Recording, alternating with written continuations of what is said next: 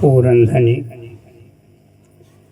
अनामी महाप्रभु बाबा जय गुरुदेव जी महाराज को coat coat प्रणाम करते हुए आज हमारे भारत के विभिन्न अंचलों से आए हुए सभी धर्म प्रेमी बंधुओं, नन्हे मुन्ने बच्चों, माताओं, बहनों, सभी को हमारा हाथ जोड़ करके सादर जय गुरुदेव।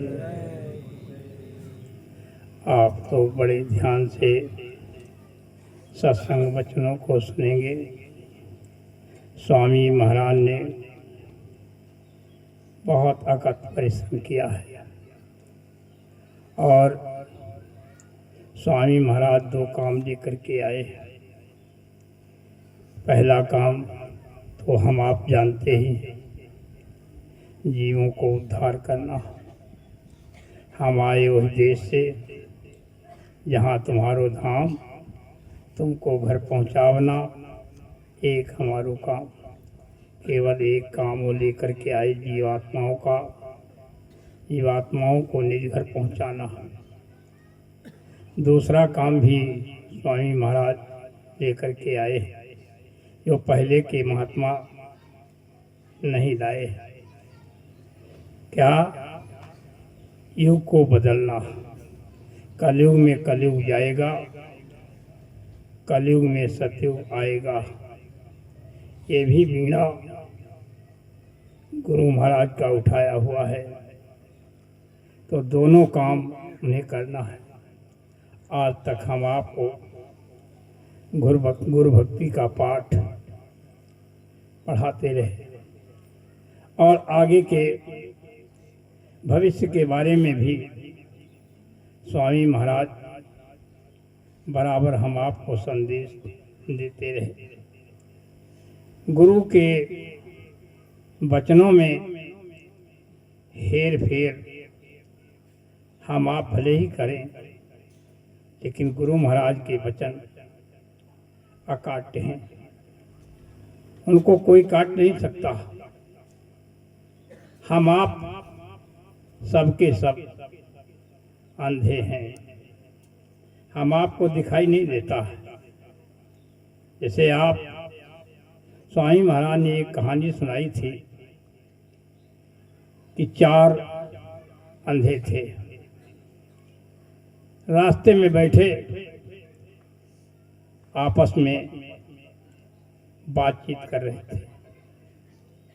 तब तक उधर से एक हाथी वाला आया। उसने कहा, हटो हटो, रास्ते से हट जाओ, हाथी आ रहा है, हटो हटो। अंधे रास्ते से तो हट गए, लेकिन आपस में कह रहे हैं कि हाथी कैसा होता है। हाथी तो हमने कभी देखा नहीं, कैसा हाथी होता है। तो उस पहलवान ने, क्या देखना चाहते हो? हाँ, दिखा दीजिए। अब वो तो अंधे हैं, जन्मांध।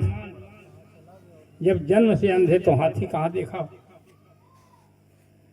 तो खड़ा कर दिया, देख लो।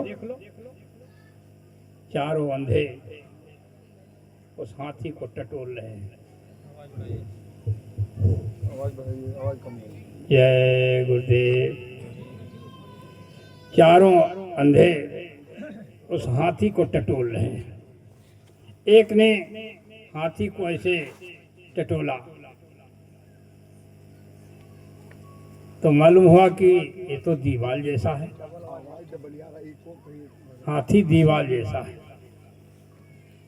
दूसरे ने उसके पैर को पकड़ा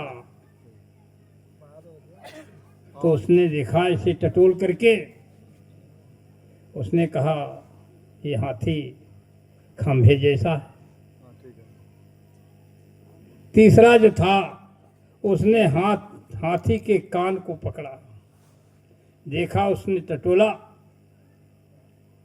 तो उसने कहा हाथी सूप जैसा है, जैसे सूप होता है, सूप जैसा। चौथे ने हाथी की पूंछ को पकड़ करके देखा तो उसने कहा हाथी रस्से जैसा होता है। अब हाथी वाला तो अलग हट गया। आपस में चारों झगड़ा कर रहे, अंधे दोनों यानी अंधे चारों जो थे झगड़ा कर रहे। एक ने कहा हाथी सूप जैसा होता है, दूसरे ने कहा नहीं नहीं तुम नहीं जानते हो, हाथी खंभे जैसा होता है। तीसरे ने कहा नहीं नहीं हाथी तुम नहीं जानते हो, हाथी दीवार जैसा। चौथे ने कहा नहीं तुम एक भी नहीं जानते हो, वास्तव में तुम अंधे ही हो, हाथी तो रस्सी जैसा होता है। आपस में चारों लड़ रहे थे। तब तक उधर से महात्मा जी आ गए। क्या बात है, क्यों लड़ रहे हो, आपस में चारों क्यों लड़ रहे हो? तो चारों ने अपनी अपनी बात बताई कि हाथी खंभे जैसा होता है, हाथी सूप जैसा होता है, हाथी दीवार जैसा होता है, रस्से जैसा होता है। तो महात्मा जी ने कहा तुम कुछ नहीं जानते हो, तुम चारों अंधे हो, देखना चाहते हो दिखा दीजिए। महात्मा जी के पास बढ़िया अंजन था, उनके आंखों में अंजन लगा दिया, चारों की आंखें खुल गईं। कहा देख लो ये हाथी खड़ा है कैसा। अब तो उनकी सारी जो है लड़ाई खत्म हो गई। ये जो है सारी लड़ाई खत्म हो गई जब आंख खुल गई। वास्तव में उसी तरीके से हम आप अंधे हैं, हम आपको दिखाई नहीं देता। अब स्वामी महाराज की किसी ने एक बात पकड़ ली, वो लड़ रहा, दूसरे ने दूसरे की बात दूसरी बात पकड़ ली, वो भी जो है मानने को तैयार नहीं। तीसरा स्वामी महाराज की तीसरी बात पकड़ ली।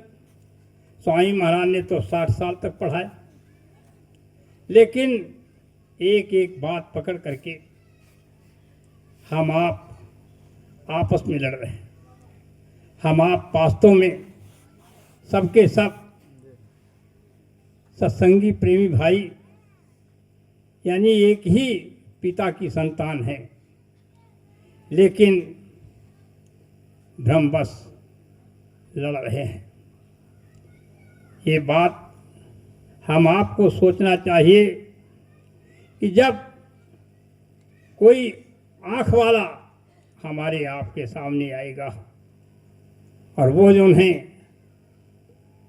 देखने वाला और दूसरे को दिखा देने वाला, आँख खोल देने वाला, ऐसा कोई महापुरुष आ जाएगा तो सारी लड़ाई ये खत्म हो जाएगी।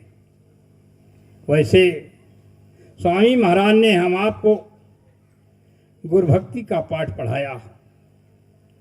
गुरुभक्ति कैसी होती है ये पाठ पढ़ाकर मानेंगे।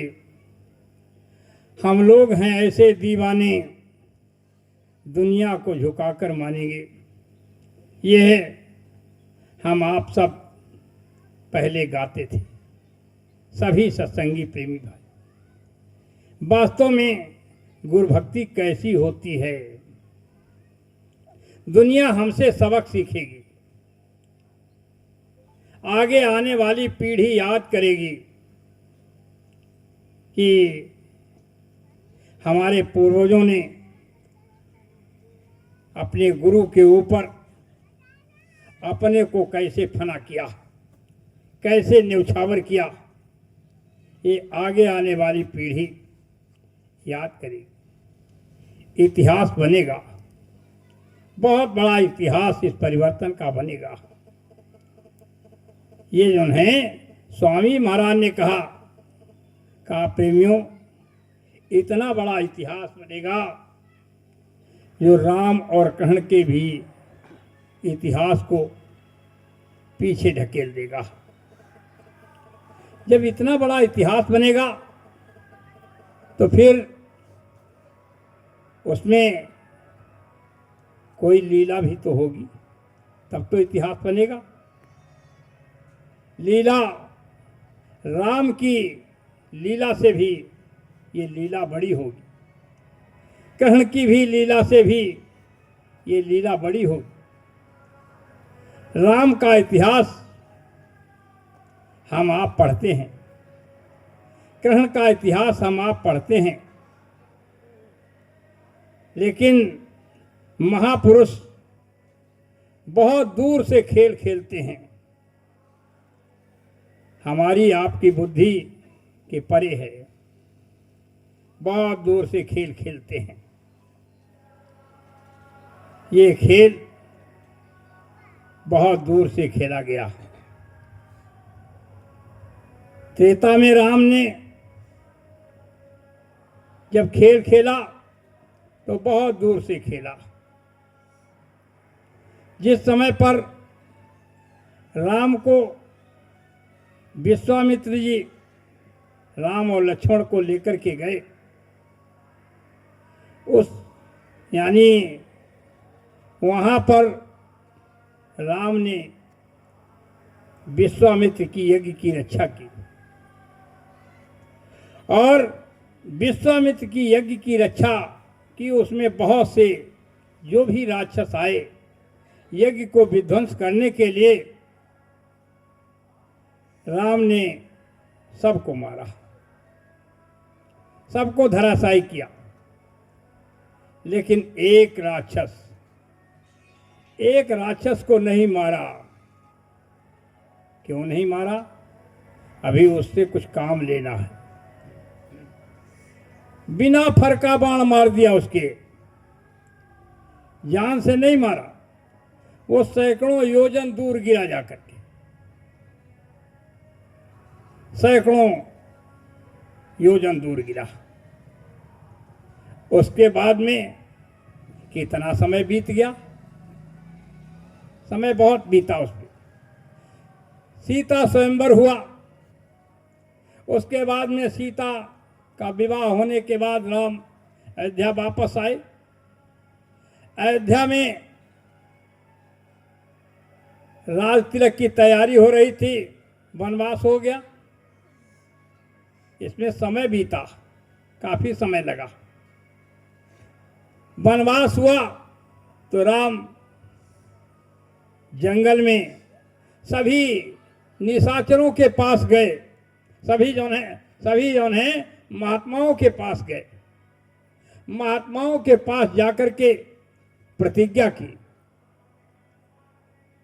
का निश्चरहीन करहूं मैं, भुज उठाए पनकीन, सकल मुनिन के आश्रमन जाय जाय सुखदेव। सभी ऋषि मुनियों से मिलकर के संकल्प किया कि मैं निशाचरों का वध करूंगा। उसके बाद में राम खरदूषण तीसरा का भी वध कर दिया। जब खरदूषण तीसरा का वध कर दिया, आप सोचिए, विश्वामित्र की यज्ञ से लेकर के और खरदूषण तीसरा का वध करने में कितना समय लगा होगा। अब खरदूषण का जब वध कर दिया, राम, लक्ष्मण और सीता फटिक शिला पर बैठे हुए। फटिक शिला पर जब बैठे आपस में बात कर रहे, राम ने लक्ष्मण को हटा दिया वहां से, कहा जाओ थोड़ा कंद मूल फल ले आओ नाश्ता के लिए। लक्ष्मण को तो वहां से हटा दिया। अब सीता और राम दो ही रह गए। अब दो पर दो बात हो रही है आपस में। राम ने कहा कि सुनहु प्रिया व्रत रुचिर सुशीला, मैं कछु करब ललित नरलीला। अब यहां से नरलीला शुरू होती है। अभी तक कुछ नहीं कहा, हम अब नरलीला करना चाहते हैं। ऐसी ते तुम मेरी बात सुनो। सीता ने कहा हमारे लिए क्या आदेश है? आप नरलीला करेंगे तो हमारे लिए क्या आदेश है? राम ने कहा कि तुम पावक मह करहु निवासा, और तब लग करहु निशाचर नासा। तुम अग्नि में प्रवेश हो जाओ, तब तक हम निशाचरों का वध कर दें। राम के कहने पर सीता तुरंत अग्नि में चली गई। असली सीता अग्नि में है, वो नकली सीता रह गई। निज प्रतिबिंब राखिता सीता, वो प्रतिबिंब है, वो जो है पुतला है, पुतला बोल रहा है, पुतला चल रहा है। असली सीता अग्नि में। ये हम आप इतिहास पढ़ते हैं। निज प्रतिबिंब राखिता सीता, तैसे ही रूपशील सुपनीता, वैसा ही रूप वैसा ही शील। ये यानी असली सीता अग्नि में। लक्ष्मण हूं ये भेद न जाना, जो कछु चरित रचा भगवान। लक्ष्मण ने भी ये भेद नहीं जान पाया। ये खेल क्या हो गया? कुछ नहीं जान। पुतला बोल रहा, पुतला चल रहा। लक्ष्मण जी ने नहीं भेद जान पाए। पास में रहने वाले अंगरक्षक, ये तीन लोक के मालिक की लीला है। ये तो अनामी महाप्रभु हैं। हम आप आज तक इनको अनामी महाप्रभु कहते थे। अब अनामी महाप्रभु की लीला कैसी होगी? ये तो जो है लीला जो हम आपको बता रहे हैं, ब्रह्म निरंजन बिरजज निर्गुण विगत विनोद, सो आज भगत प्रेम बस कौशल्या की गोद। तीन लोक के मालिक निरंजन भगवान की लीला। अब वो जो है पुतला बोल रहा, पुतला चल रहा। लक्ष्मण जी ने नहीं जान पाया। तीन यानी चार वेद, 6 शास्त्र, 18 पुराण जानने वाला रावण भी नहीं जान पाया कि मैं असली सीता लिए जा रहा हूं, ये पुतला उठाए लिए जा रहा। वो भी पुतला उठा ले गया। असली सीता अग्नि में। ये हमारी आपकी रामायण कहती है। आप सोचिए, विचार कीजिए, और जो है वही 4 वेद, 6 शास्त्र, 18 पुराण जानने वाला रावण अपने मामा मारीच के पास पहुंचा। मारीच से कहा तुम सोने के हिरण बन जाओ, हम सीता हरण करेंगे। मारीच ने अपनी पुरानी बात याद दिला रहा। वो भी जो है विश्वामित्र की यज्ञ को विध्वंस करने गया था। पुरानी बात याद करा रहा। बीवी मारीच ने कहा जो है मुनि मख राखन गयो कुमारा। रावण से कहा, अरे मैं विश्वामित्र की यज्ञ को विध्वंस करने गया था। मुनि मख राखन गयो कुमारा, बिन फर सर रघुपति मुहिमारा। कहा यही दोनों बालक विश्वामित्र की यज्ञ की रक्षा करने गए थे, और मैं विश्वामित्र की यज्ञ को विध्वंस करने गया था।